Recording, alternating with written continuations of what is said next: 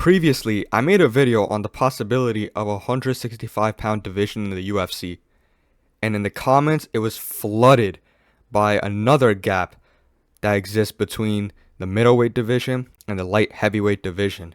And that's what I want to get into right now. The possibility of a 195-pound cruiserweight division. What it would look like, who would fight in it, and who would potentially be the champion or even top 5 in it. Now, in my previous video, I mentioned that the UFC divisions usually go by a 10-pound increment. So it's 125, 135, 45, 55, and so on. But the two gaps that exist is the first one is between lightweight and welterweight. It goes from 155, then it jumps to 170. And I already spoke about that, as I mentioned.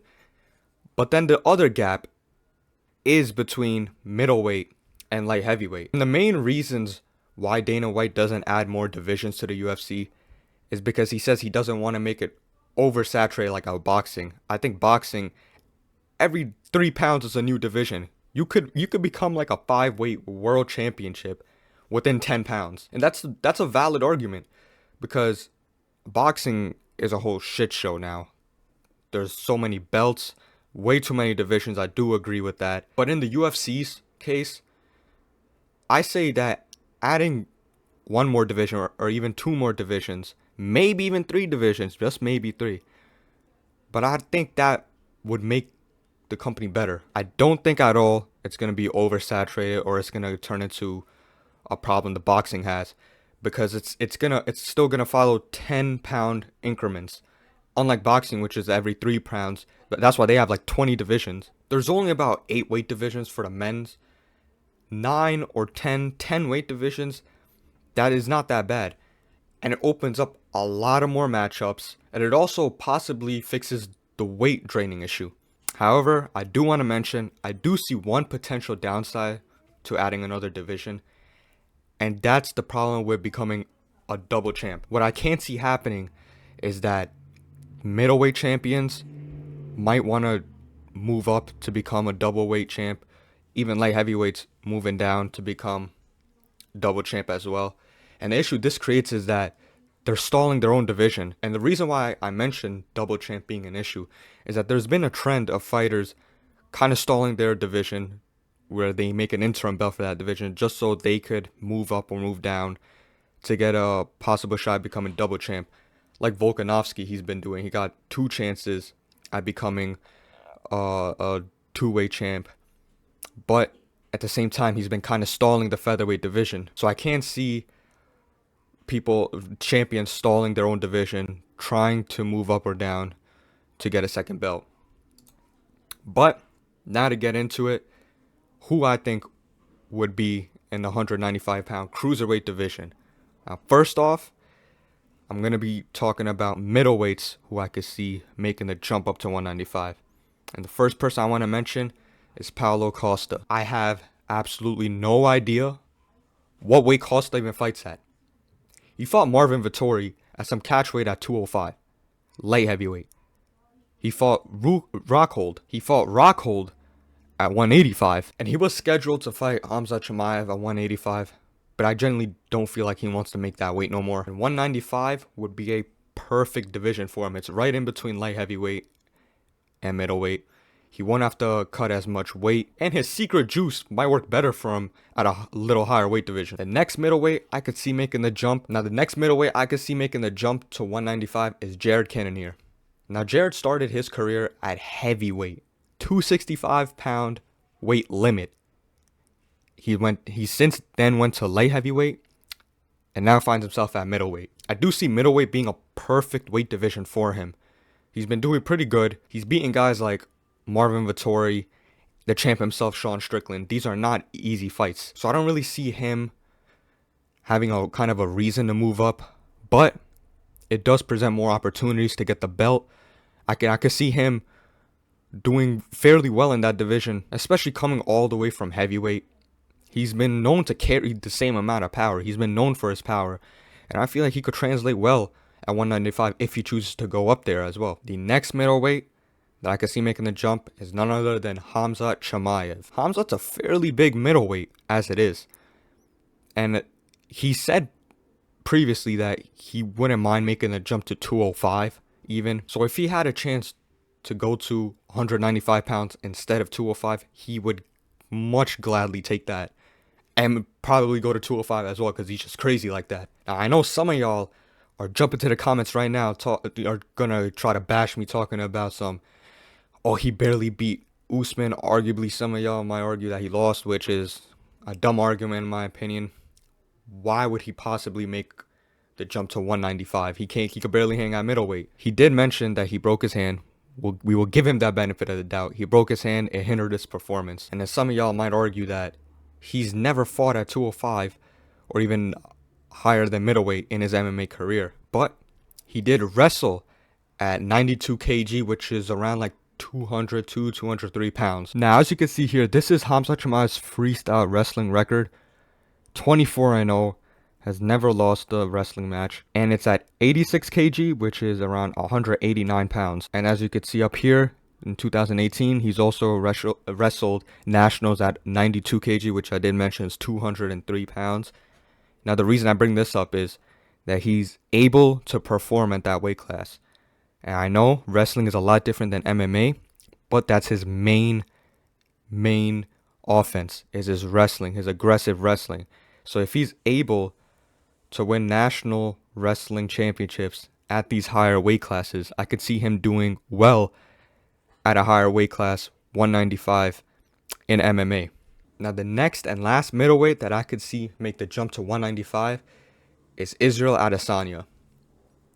He's tried to get the 205 belt from Jan Blachowicz, but was ultimately undersized for the division. He just got out wrestled.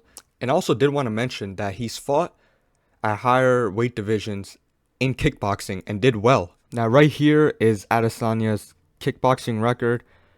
He's fought King in the Ring 86, the cruiserweight tournament championships, which is 86 kg, which I mentioned previously, 189 pounds.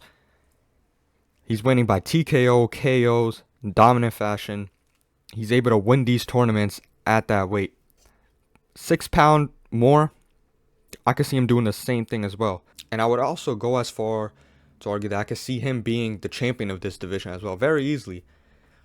And especially since the people I mentioned that he's kind of already beaten, he's beaten Costa, he's beaten Jared Cannonier. He hasn't fought Khamzat yet. That's a terrible matchup for him, but he does have the skills, the tools to beat him as well. Because now I'm going to move on to light heavyweights I can see moving down. Now, the first light heavyweight I want to mention is Alex Pereira.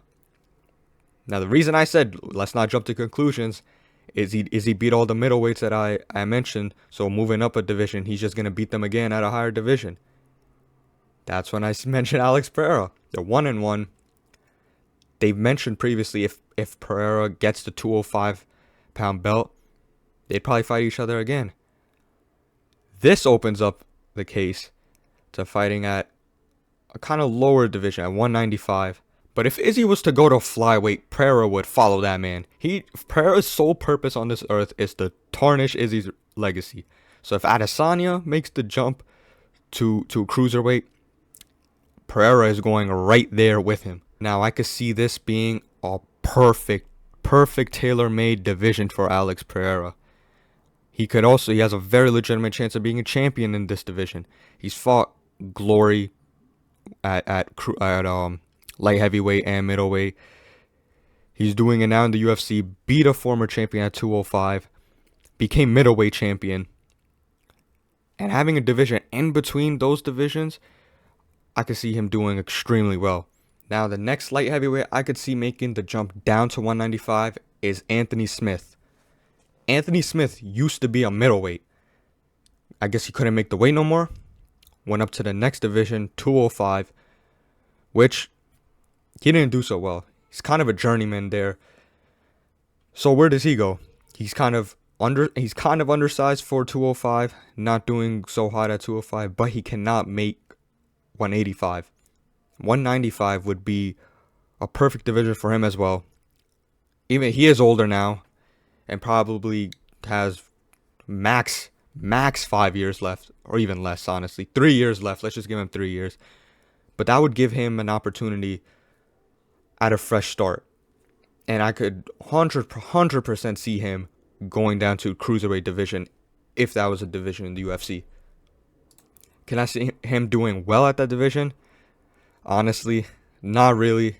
But it's just another guy that would make that jump. Now, the last light heavyweight I could see making the jump down to 195 is Dominic Reyes. Now, this division would be a perfect reset for Dominic Reyes' career. He's only 33, arguably beat John Jones. A lot of people think he's beaten the GOAT of MMA himself at 205.